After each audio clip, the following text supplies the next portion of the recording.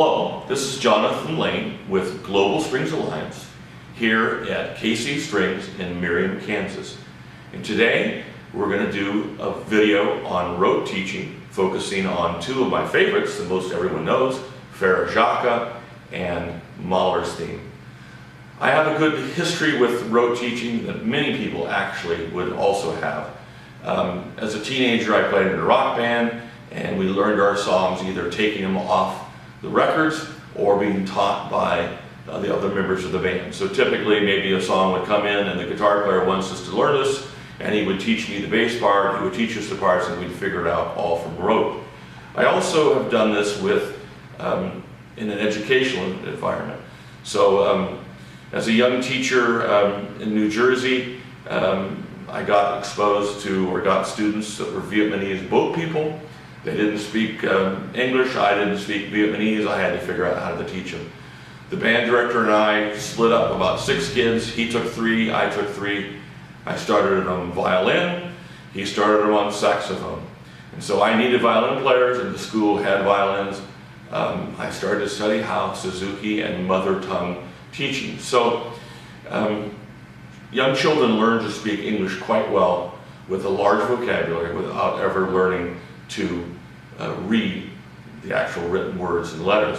So in music, same thing. And there's long traditions of rote teaching, folk music, blues, all kinds of cultural music where it's learned this way.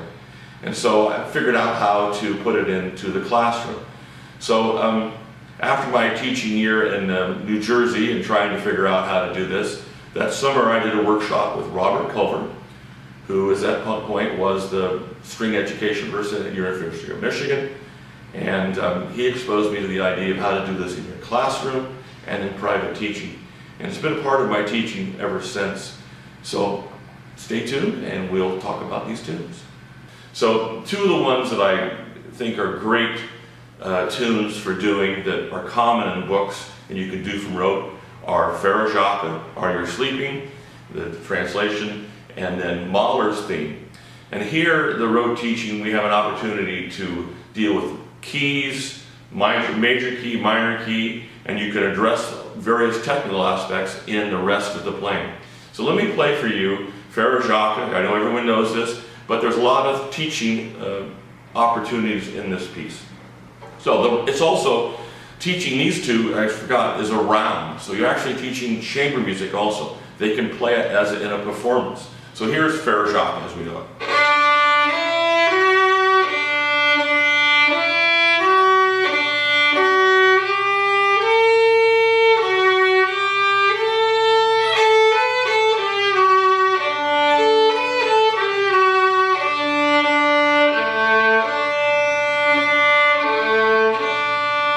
All right, teaching opportunities here.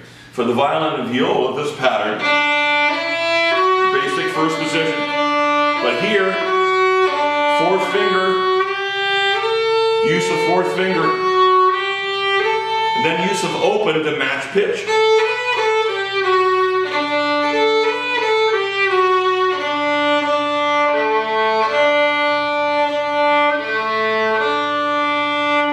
So the opportunity to use 4th finger, teach from rote. You don't have to worry about reading notes. You can work on posture and intonation without written material. Stands in the room. I actually remove the stands to do this kind of teaching. Great opportunity for posture review, for the teacher to walk around, play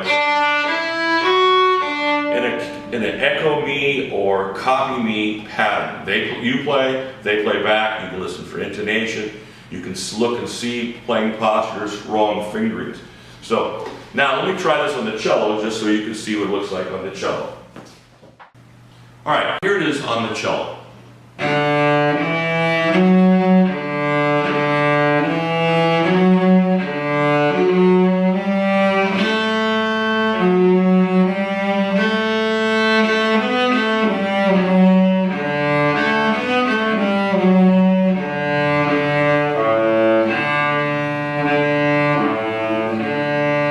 I just play open A.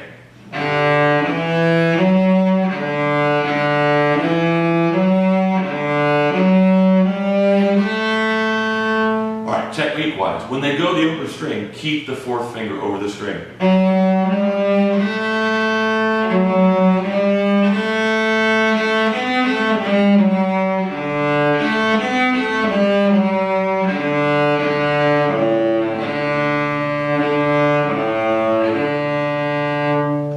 Alright, I'm going to move to the bass. Alright, here it is on the bass.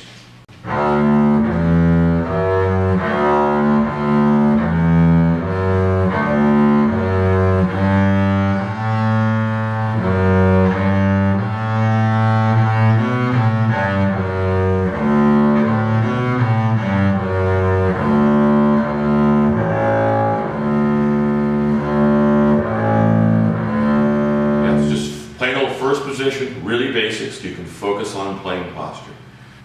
Alright, going on. Once you have some level of mastery for Faragaka and they can play it in a round, here's an opportunity to teach another famous melody from Mahler's First Symphony, where it's just transposed or changed into the minor key. So it creates different finger patterns, and there's an element also of emotional effects or dynamic shaping you can add to this so-called Mahler's theme. Here it is.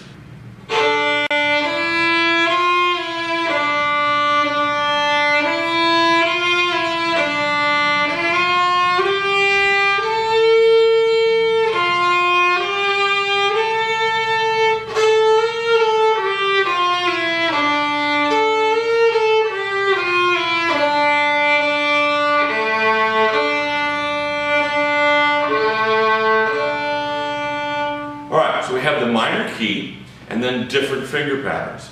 So here we have for the violin viola, you have the low 2 or the F natural.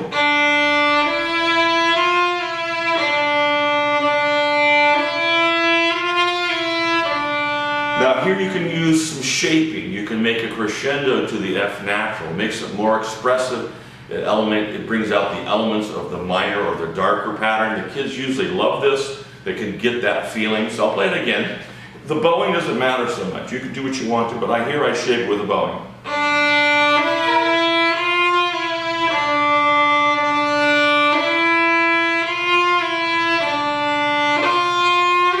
Again, fourth finger, different pattern.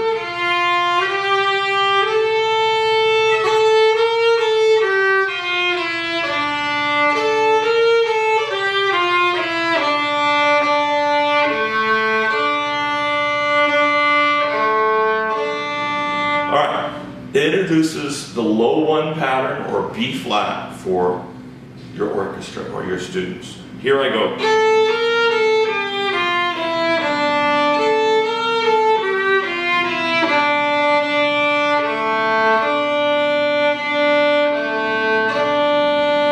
Traditionally, the books present it, and you have to look at the page and you have to do all that with reading note. And it's important to know the note and what it looks like and how it's seen on the page, and the key signature, flat signs, all that. But here you can do that in a rote pattern.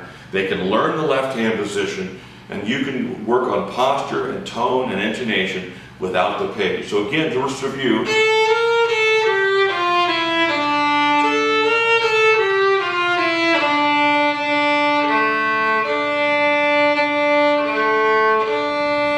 Now I demonstrate only on violin here because it's the same on violin and viola. Now let me move to the cello and show you what it looks like there and the teaching strategies. Here it is on the cello.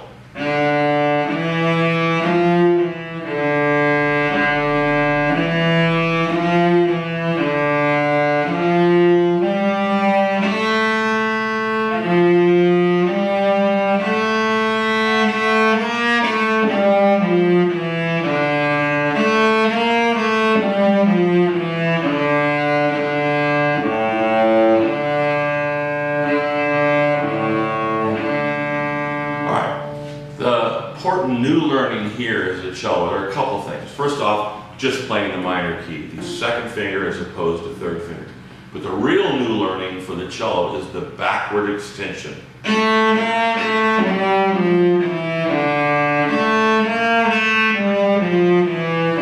the way I teach it, the thumb stays in position and you just go back, hear this motion. The books generally present the forward extension before they do the backward extension. And really for the cellist, learning the backward extension is better. It's an easier thing, to understand, and here you can do it in a rote format, and you can work with your cellos, particularly on the backward extension. Let me play it again one more time before I go to the bass, and you can see what I do with my left hand.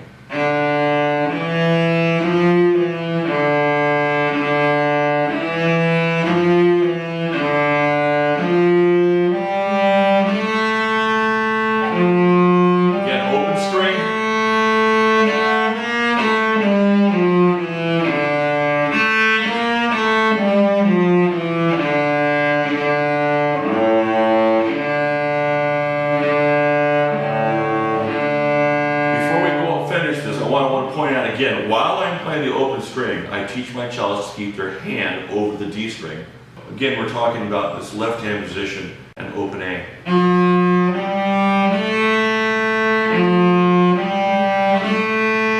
I keep the fingers over the D string while I'm playing open A.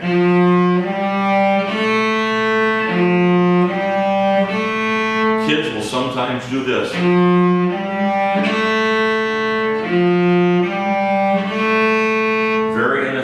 You don't want to encourage that. Now I'll move to the bass. Alright, here's the Mahler's theme in first and half position. Now this does exist, so where we get this, it is a bass solo in Mahler's Symphony No. 1, up in position. And if you have an advanced bass player, maybe you want to show them that. But there's two ways I teach it. One is in first position.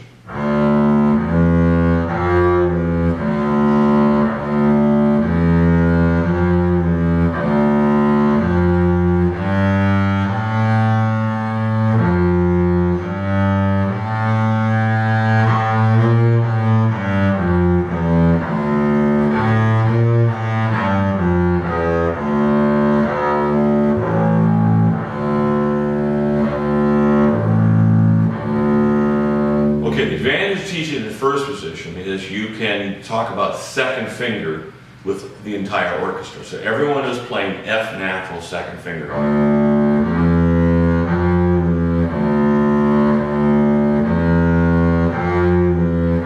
Which is great. So the cellos are talking second, so when you first teach, you do that. Now, if you want to extend the learning and maybe challenge your bass players more, you can play it in half position. And since the key is 1 flat, we commonly, bass players will play things in F, and also in B flat, we use a lot of half position. So here how it looks in half position.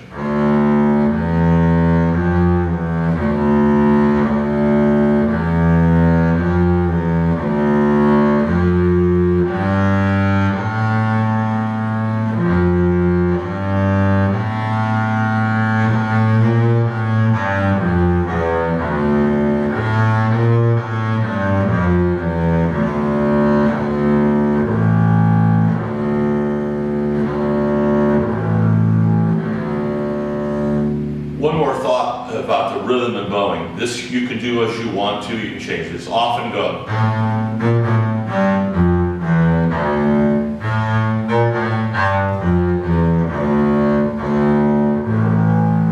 And then also, since I'm with the bass, you can create an entire arrangement from rote.